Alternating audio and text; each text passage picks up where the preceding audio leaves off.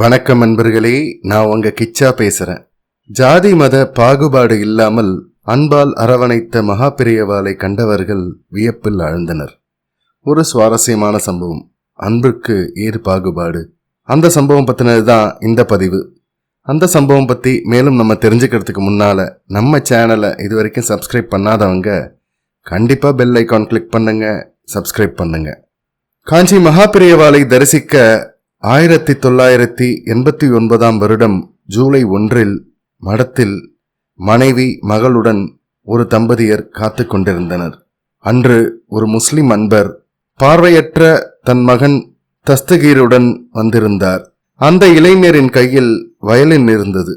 சட்டையை கிழற்றிய இருவரும் மகாபெரியவாளை வணங்கினர்.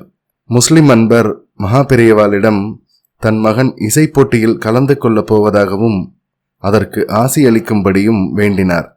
மேலும் மகாபெரியவா முன் தஸ்தகீர் வயலின் வாசிக்கவும் அனுமதி கேட்டார். மகாபெரியவாலும் சம்மதம் தெரிவித்தார். தஸ்தகீர் வாசித்து முடித்ததும் மகாபெரியவா முஸ்லிம் அன்பரின் ஊர், குடும்பத்தை பற்றி விசாரித்தார்.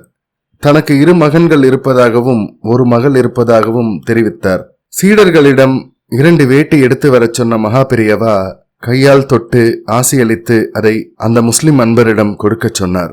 பிரசாதமாக மாம்பழங்கள் வழங்கப்பட்டது.